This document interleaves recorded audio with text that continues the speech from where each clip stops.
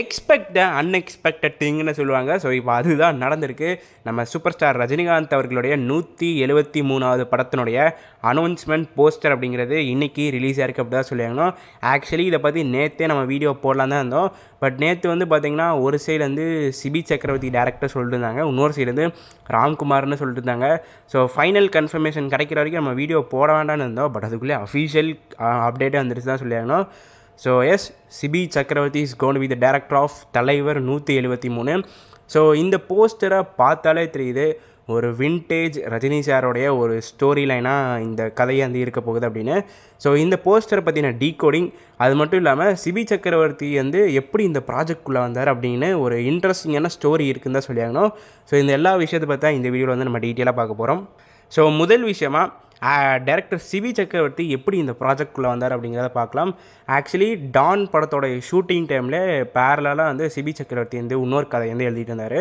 So அந்த கதையை வந்து ஃபஸ்ட்டு ரஜினி சார்கிட்ட வந்து நரேட் பண்ணப்போ ஒன்லைன் வந்து சூப்பராக இருக்குது, நீங்கள் கதையை வந்து டெவலப் பண்ணுங்கள், கன்ஃபார்ம் நம்ம பண்ணலான்னு வந்து சொல்லியிருந்தார்.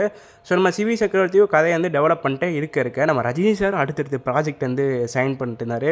லைக் ஜெயிலர், வேட்டையன், கூலி எல்லாத்தையும் சைன் பண்ணிட்டுருக்கிறப்ப நம்ம சிவி சக்கரவர்த்திக்கு வந்து ஓகே, மேபி ரஜினி சாருக்கு வந்து கதையை வந்து பிடிக்காமல் இருக்கலாம், அதனால் நம்மளை வந்து இப்போ வரைக்கும் கூப்பிடல, நம்ம வேறு ஆக்டரை வந்து அப்ரோச் பண்ணலாம் அப்படி சொல்லி நானி வந்து அப்ரோச் பண்ணார். நானிக்கும் கதையை வந்து பிடிச்சிருந்துச்சு. பட் நானியும் வந்து பார்த்திங்கன்னா அவரும் அடுத்தடுத்த ப்ராஜெக்ட் வந்து சூஸ் பண்ணிட்டு இருந்தார், நம்மளை கூப்பிடல அப்படிங்கினோடனே கடைசியாக வந்து சிவகார்த்திகேயன் அவர்கள்ட்ட இதே ஸ்டோரியை சொல்லி ஓகே பண்ணுறாரு அப்படி தான் சொல்லியிருக்கோம்.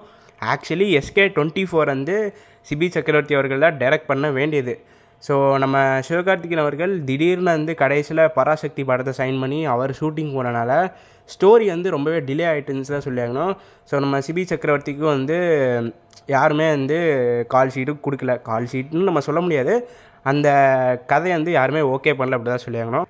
ஸோ இந்த நிலையில் நம்ம சூப்பர் ஸ்டார் ரஜினிகாந்த் அவர்கள் அவருடைய 173வது படத்துக்கு வந்து கதை வந்து கேட்டிருந்தார். இன்னொரு சைடு சிபி சக்கரவர்த்தி அவருடைய கதைக்கு வந்து ஹீரோ தேடிட்டு இருந்தார் சொல்லியாகணும்.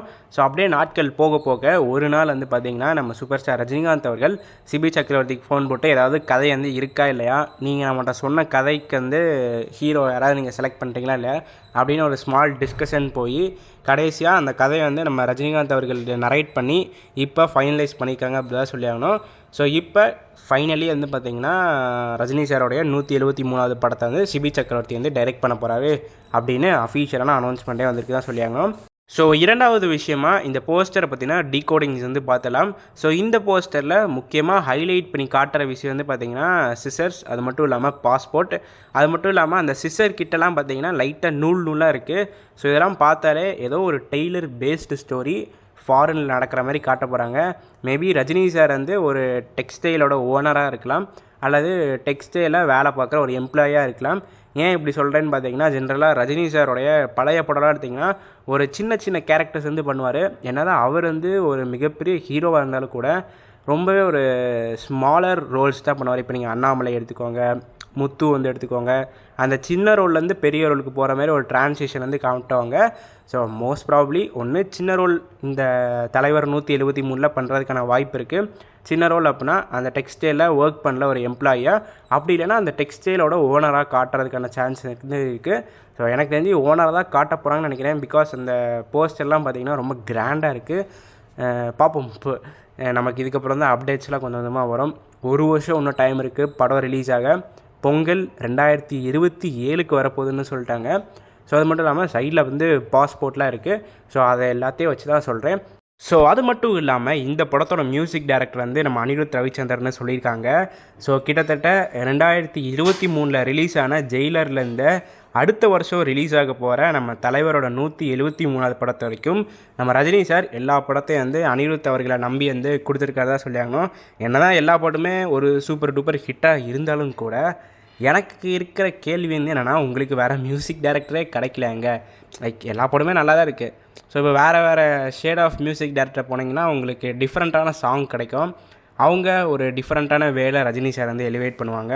இப்போ ரஹ்மான் சார்லாம் பார்த்திங்கன்னா சிவாஜியில் வந்து டிஃப்ரெண்ட்டாக வந்து எலிவேட் பண்ணார். அந்த மாதிரி ஒவ்வொரு மியூசிக் டைரக்டரும் அவங்களுடைய ஸ்டைல் இருக்கும், ஒவ்வொருத்தவங்களுக்கும் ஒவ்வொரு டேஸ்ட் வந்து இருக்கும். ஸோ அனிருத்தோட ஷேடை பார்த்து லைட்டாக சலிச்சு பெருசாக சொல்லியாங்கன்னா, என்ன தான் சலிச்சு போனாலுமே புது பாட்டு ரிலீஸ் ஆனால் நம்ம தான் என்ஜாய் பண்ண போகிறோம். ஸோ அனிருத்திற்கு ஓகே தான், பட் ஒரு புதுசாக ரகுமான் சார் இல்லைன்னா ஜிவி பிரகாஷ், ஏன் சாய் அபியங்கர் கூட நீங்கள் இந்த படத்தை கொடுக்கலாம் அப்படிங்கிறது என்னுடைய ஒரு தனிப்பட்ட கருத்து. ஸோ இந்த படத்துக்கு எத்தனை பேர் வெயிட் பண்ணுறீங்க, அது மட்டும் இல்லாமல் சிபி சக்கரவர்த்தி அண்ட் தலைவருடைய காம்போ பற்றின உங்களுடைய தாட்ஸ் என்ன அப்படிங்கிறத மறக்காமல் கீழே இருக்கிற கமெண்ட் பாக்ஸில் பதிவு பண்ணிட்டு போங்க. இந்த வீடியோவில் தான் இந்த வீடியோ நான் இதோட முடிச்சுக்கிறேன். அடுத்த வீடியோவில் சந்திக்கும் வரை நான் உங்கள் NK. நன்றி, வணக்கம்.